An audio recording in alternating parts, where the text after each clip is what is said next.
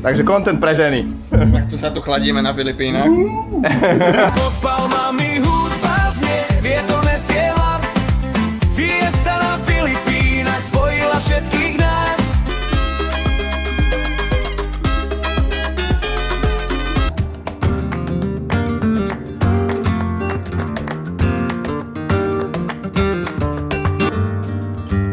Contigo yo estaría, ay la persona más feliz del mundo. Te quieres pa' toda la vida.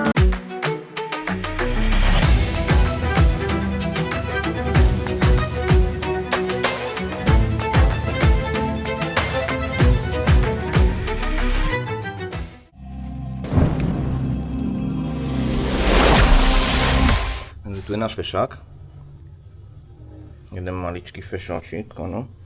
Maličký fešáčik, podrič. Oj. Maličký fešáčik. Takže vítajte pri ďalších dňoch mojej výzvy prežiť na Filipínach s rozpočtom 500 eur na mesiac. Začíname nový týždeň, čiže je pondelok a útorok tu máme taký špeciálny deň, lebo na Filipínach sa koná fiesta, čiže ja vám ukážem, hodím tu nejaké zábery z tej fiesty a predstavím vám vlastne o čo ide. Ak neviete, čo je fiesta, ide o jednu z najdôležitejších spoločenských udalostí na Filipínach, ale počas fiesty hrá hudba prakticky všade, čiže väčšinu pôvodného zvuku z oslav vám nemôžem ukázať, pretože by som riskoval problémy s autorskými právami na YouTube. Viete, že YouTube je voči tomuto striktný a dáva strajky a potom sú problémy s monetizáciou a tak ďalej. Čiže preto vám atmosféru približím hlavne prostredníctvom záberov a nejakého toho komentára, kde vám spomeniem, že o čom je teda fiesta. Filipínska fiesta patrí medzi najdôležitejšie kultúrne tradície krajiny. Filipíny sa dokonca často prezývajú Land of Festivals, čiže krajina festivalov, pretože počas roka sa konajú stovky rôznych fiest. Takmer každé mesto a barangaj má svoju vlastnú fiestu. Každé mesto, obec alebo dokonca malá dedina, čiže barangaj, oslavuje svojho patróna, čiže svetca, ktorý je považovaný za ochrancu komunity. Fiesta sa koná raz ročne, zvyčajne na sviatok tohto patróna. Dvere sú otvorené pre každého a jedna z najkrajších tradícií je filipínska pohostinnosť. Počas fiesty je úplne bežné, že prídu vlastne hociakí vzdialení príbuzní, susedia, priatelia, niekedy dokonca aj cudzinci. Mnohí Filipínci povedia come in, eat with us, čiže poďte k nám a jedzte s nami. Hostia často nemusia byť ani pozvaní. Pripravuje sa obrovské množstvo jedla, na stole môžeš mať rôzne druhy jedál, veľa chodov. Niektoré rodiny šetria celé mesiace, aby mohli pripraviť veľkú hostinu. Fiesta nie je len party, aj keď vyzerá ako veľká oslava, jej jadrom je náboženstvo. Program často zahŕňa omšu, 9-dňovú novénu alebo procesiu ulicami so sochou patróna, spoločné modlitby. Každý región má vlastný štýl. Každá má vlastné kostýmy, hudbu a tance. Hudba hrá od rána do večera. Počas fiesty môžeš počuť dýchové kapely, karaoke, živé koncerty, pouličné tance, ohňostroje. V niektorých dedinách hudba začína už od skorého rána. Objavia sa kolotoče a stánky, vo väčších barangajoch bývajú aj malé lunaparkové atrakcie, stánky s jedlom, súťaže, basketbalové turnaje dokonca, spevácke súťaže krásy. Táto tradícia pochádza zo španielskej kolonizácie. Slovo fiesta je španielské. Španieli priniesli oslavy patrónov počas viac než 300 rokov kolonizácie. Filipínci však spojili katolícke sviatky so svojimi staršími miestnymi tradíciami, takže dnešné fiesty sú jedinečnou kombináciou oboch kultúr. Fiesta spája rodiny. Mnohí Filipínci, ktorí pracujú v Manile alebo v zahraničí, sa snažia vrátiť domov práve na fiestu. Je to podobne dôležitá rodinná udalosť ako Vianoce. Fiesta má však aj svoje nevýhody. Niektoré rodiny minú na fiestu viac peňazí, než si môžu dovoliť, pretože chcú dobre pohostiť hostí. Táto štedrosť je obdivovaná, ale zároveň môže predstavovať finančnú záťaž. Ešte jedna taká zaujímavosť, ak bývaš na Filipínach dlhšie, môže sa stať, že budeš pozvaný na fiestu aj od ľudí, ktorých si práve spoznal. Pre mnohých Filipíncov platí, že čím viac hostí príde, tým väčšia radosť zo slavy. To je jeden z dôvodov, prečo sú filipínske fiesty známe svojou výnimočnou atmosférou a pohostinnosťou. Musím však povedať, že spôsob zábavy je tu trochu odlišný od toho, na čo sme možno zvyknutí my v Európe. A teda boli sme kúsok taký unudení, alebo čo, tak sme si to prevzali do našej iniciatívy, dali sme si spolu pivko a začali sme sa baviť my po európsky, takže kúsok sme sa odviazali, skočili potom aj do bazéna, sme sa kúsok vyšantili. Samozrejme je tu aj živá hudba, ktorá nám zahrala, čiže dáme si pár záberov aj z našej zábavy. Takže content pre ženy. Tak tu sa tu chladíme na Filipínach.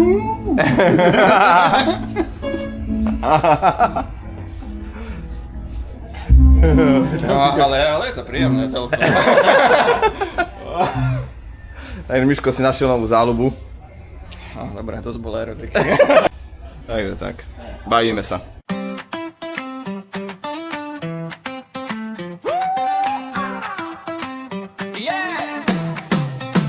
Dnes je fiesta, celý rezort ožil. Od rána sa každý na oslavu chystal. Susedia, priatelia prišli medzi nás. Úsmevy a smiech boli zo všetkých strán. Na stole dobroty, poháre sa lesknú. Hudba nás volá, nech starosti zmiznú. Pod palmami hudba znie, vietor nesie hlas. Fiesta na Filipínach spojila všetkých nás. Priatelia sú pri mne, úsmev na tvári mám. Takéto dni sú dôvod, prečo sa sem rád vraciam. Jedli sme a pili pod tropickou oblohou. Rozprávali príbehy s rodinou a partiou. Živá kapela hrala svoje najlepšie piesne a celý večer plynul ľahko ako vo sne. Deti skáču do vody, smiech sa nesie tmou. Svetla nad bazénom žiaria nad hlavou. Pod palmami hudba znie, vietor nesie hlas. Fiesta na Filipínach spojila všetkých nás. Priatelia sú pri mne, úsmev na tvári mám. Takéto dni sú dôvod, prečo sa sem rád vraciam. Keď slnko pomaly zapadá za palmy, večer ešte nekončí, len mení svoje farby. Pri bazéne hrá kapela, známe melódie znejú a predzene a okolo nás sa smejú a spievajú.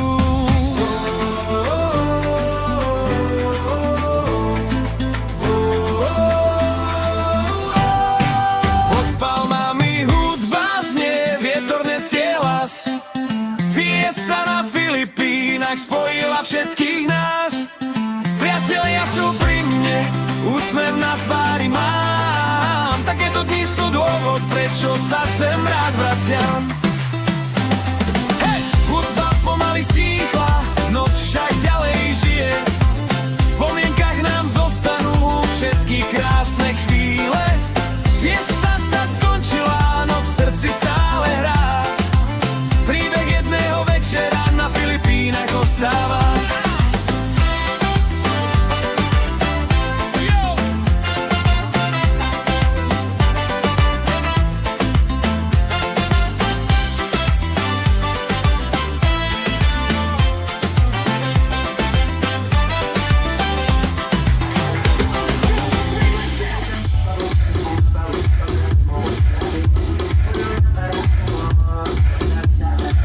Tak sme prevzali filipínsku fiestu a my sa bavíme.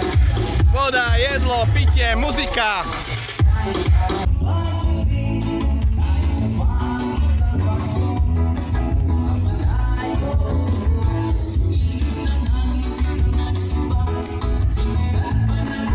Vidíte tie svaly, ten vypracovaný chrbát? To nie je len tak. Chlapec cvičí každý deň. A to je to, čo by mal každý. Denná rutina. Tu vám predstavíme neskôr.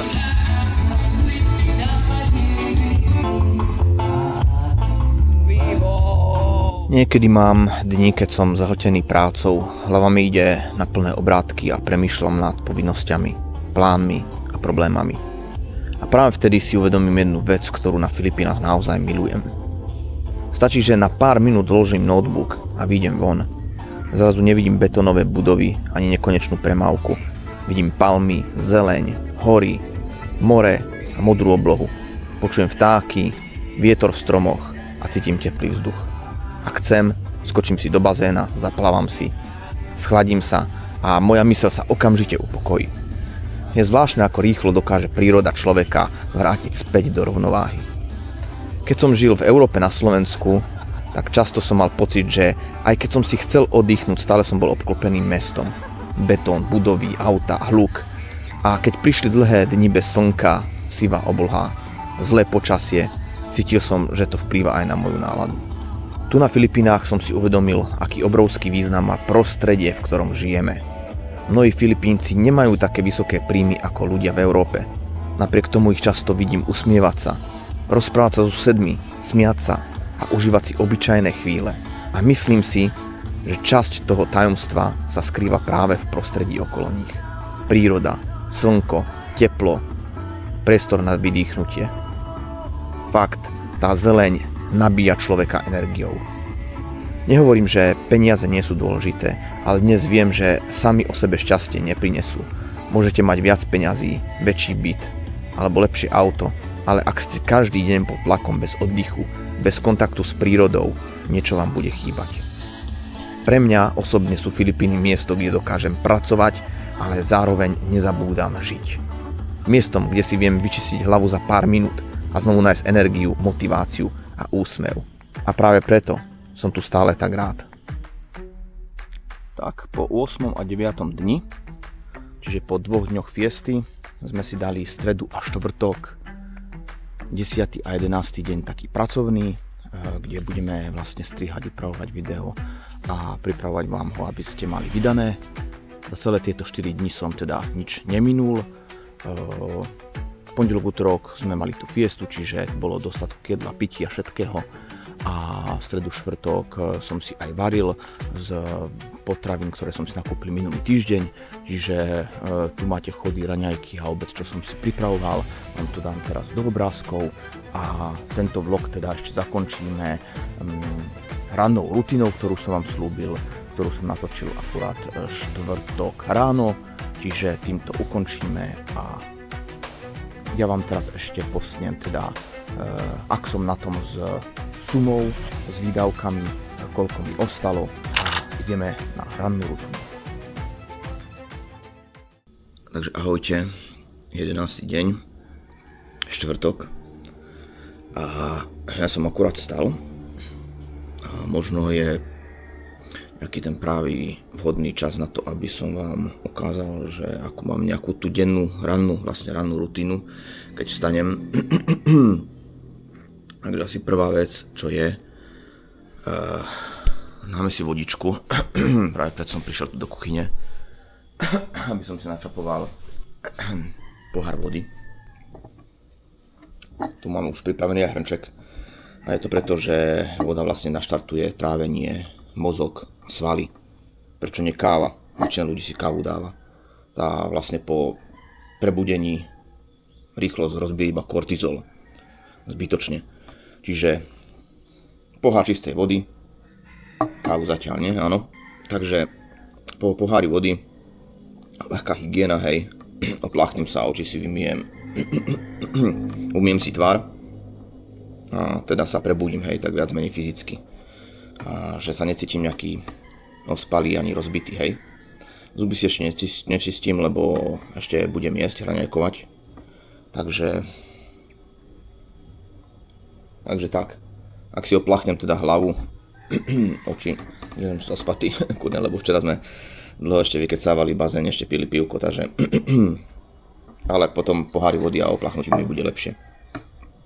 Takže potom, ak budem oplachnutý, tak už som taký prebudený, hlavne hneď od rána je ešte myseľ prázdna, není zahltená, takže zvyknem si vždycky sadnúť najlepšie knihy v bazénu alebo tak, zavriem oči, nenazvem to, že nejaké extra meditovanie alebo čo, ale proste taká ľahká meditácia, vlastne chcem si zrovnať myšlienky, pripraviť sa na deň, že vlastne čo dneska budem robiť, nejaké tie kroky, aby som, dá sa povedať, že nezaspal na vavrinách, hej, lebo veľa ľudí, keď nemajú ciele, nemajú určené, že čo budú robiť, no tak lahnú si, sú leniví, zapnú si telefón, začnú scrollovať, hej, TikToky, Facebooky, ja neviem čo, hej, potom začnú pozerať nejaké filmy, seriály alebo čo a ich deň je neproduktívny. Čiže ja si určím hneď presne, čo chcem dosiahnuť dneska, čo budem robiť, aby som bol proste produktívny, hej. Ja na to nepotrebujem chodiť do roboty, aby som bol produktívny. Mne stačí zrovnať si myšlienky za 5-10 minút, proste takéto prípravy, hej. Tak, ďalšia vec, keď už som pri tom bazéne po tej príprave, tak sa hodím do bazénu, zaplávam si kúsok. To ma ešte viac pripraví, nabudí ma to. Aj svaly sa mi pripravia na ďalšiu činnosť. Keď nemám bazén, hej, lebo niekedy som proste na cestách, niekde možno v hoteli, kde nemám bazén, tak vlastne túto činnosť vynechám a nasleduje činnosť proste workout, čiže cvičenie. My tu máme aj proste, hej, nejaké tie menšie činky, nejakú karimatku. Činkami zvykne Michal cvičiť, on maká na sebe riadne. A ja väčšinou vlastne cvičím so svojou vlastnou váhou. Nechcem byť nejaký extra veľký alebo niečo, hej. Chcem byť viac taký agilný, obratný a tak, čiže cvičím takto, sem tam zacvičím aj s činkami, áno, jasné, ale čo by som k tomu povedal? Cvičenie, na čo je veľmi dobré. Keď som bol doma, keď som pracoval, no tak vždycky po práci som prišiel domov a po práci som hneď cvičil. Hej, necvičil som ráno, ale prišiel a cvičil som po práci. Ono cvičenie má strašne veľa kvalitných, dobrých vecí, čo ti môže dať. Keď chceš cvičiť iba kvôli tomu, aby si zlepšil telo alebo čo, tak OK, môžeš to robiť, ale nevieš, čo ti to dá. Plus ešte ďalšie veci. Poprvé, získaš veľkú disciplínu. Čiže, ja napríklad, keď som prišiel z práce, hej, tak som išiel cvičiť. Boli dni, keď sa mi to nechcelo, hej, a bol som unavený, hej, a som si povedal, dneska som unavený z práce, dneska bol ťažký deň, hej. To je ten deň, keď sa to láme, lebo vlastne aj cvičenie, aj všetko, je to proste disciplína, hej. Musíš sa nejak vedieť zrovnať a robiť to konzistentne. Čiže tu je ďalšia vec, čo ti dá tú konzistenciu, musíš zachovať, hej, každý deň presne proste robiť to, čo máš. Lebo pokiaľ si dáš tú výhovorku, ak som spomínal, hej, že dneska bol náročný deň, dneska nebudem cvičiť, automaticky pamäť pracuje, mozog pracuje a na ďalší deň prídeš znovu a mozog si vyhodnotí situáciu, že včera som si povedal, že som mal ťažký deň a sme necvičili. Takže je to výhovorka, ktorú zase bude chcieť aplikovať. Dneska sme mali zase ťažký deň, aby sme nemuseli cvičiť. Nie. Musíš cvičiť vždycky. Aj keď budú padať fúriky, hocičo, nechce sa ti, musíš sa prinútiť. To sú tie prvé dni, hej, keď človek začína. Musí sa človek prinútiť. Niekedy sa ti nechce, hej. Musíš sa prinútiť. A keď sa budeš takto prinúcovať často a vytvoríš si ten zvyk. Zvyk. To je disciplína, zvyk, proste niečo zaužívané. Potom to už budeš robiť automaticky. Potom sa ti to bude žiadať a budeš to ty, hej. Čiže potom už neprídu žiadne výhovorky a nič, proste potom ti to bude chýbať. Ideme cvičiť, ideme sa tešiť, hej, na to. Čiže tieto veci, tá konzistentnosť a disciplína ti môže pomôcť aj v rôznych aspektoch života, hej. Či dotiahneš niečo do konca, či niečo začneš a vytrváš v tom, hej. Či budeš odhodlaný to urobiť, mať presné ciele a ísť si za tým a tak ďalej, hej. Čiže to je jedna z takých vecí. Potom ďalšia vec, dá ti to aj sebavedomie, hej, cvičenie. Jednako sa ti zlepší telo, ľudia ťa inak budú vnímať. Čiže tá sebavedomosť, hlavne tiež aj pre chlapa, takisto aj pre ženy, je dosť veľké plus. Čiže disciplína, konzistentnosť, sebavedomie, to sú obrovské plusy, hej, obrovské. Neviem, či by som ešte mal niečo vymenovať, čo ti proste cvičenie mimo dobrej postavy dá. Zdravie, tiež. Neviem, keď by som niečo zabudol, no tak ešte by som to doplnil predsa pred kamerou, nepripravené veci a takto je to dosť veľký freestyle, hardstyle a niekedy človek vynechá dosť veľa vecí. Dobre, takisto cvičenie ti zvyšuje testosterón, si viac chlapský, hej, proste máš lepšie rozhodnutie a tak ďalej, viac energie. neprepadáš nejakým ľahkomyselným veciam, hej, nie si tak ľahko manipulovateľný a nevláda ťa proste tvoj nejaký ten zášť alebo niečo také. Ja napríklad som dlhé roky fajčil a poprvé nejak som sa tomu nechcel ani zbaviť toho fajčenia tak, ale potom som si začal uvedomovať, že vlastne prvá vec, keď som stal, bola cigareta v ústach. Dokonca som si neumyl ani zuby skorej, neopláchol sa hneď, čo bolo prvé, ak som stal, som mal v sebe cigaretu. Vždycky som bol nasratý, nahnevaný, alebo v práci sa mi už skoro triasli ruky, hej, proste som to chcel, aj musím si zapáliť, lebo som nervózny. A proste nevedel som sa ukludniť, dokým som si nezapálil.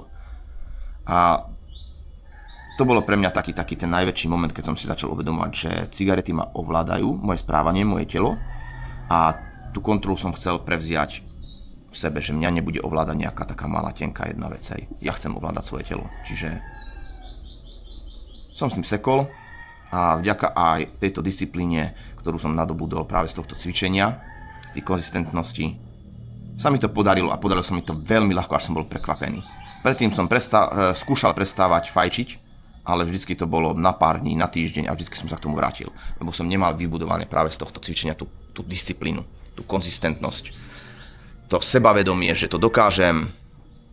Hej, čiže ak vidíte, tieto veci veľmi vedia pomáhať aj v normálnom živote.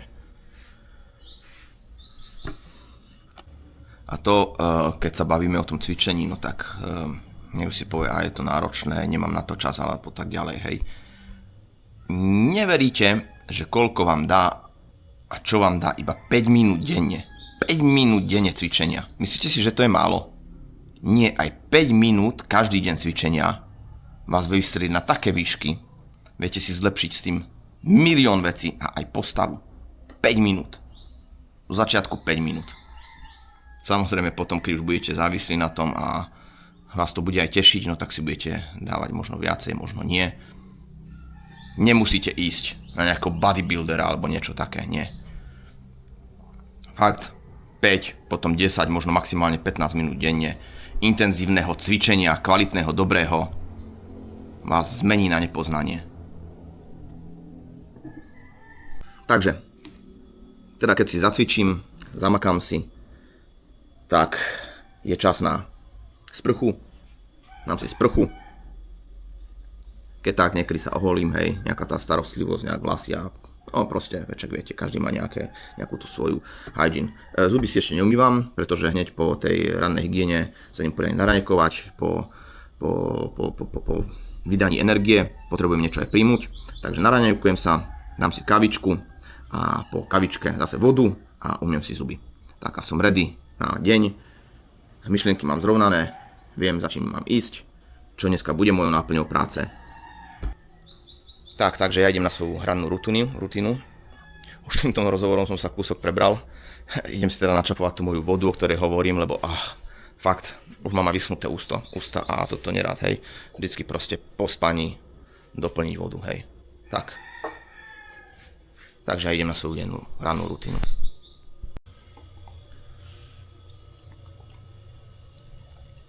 Slaninka, no. Slaninka. Ano? Môžeš dať slaninku? Ano. Bude fajná slaninka. Ňam. Dobre, ale ja sa potrebujem napapať, dobre? Tak.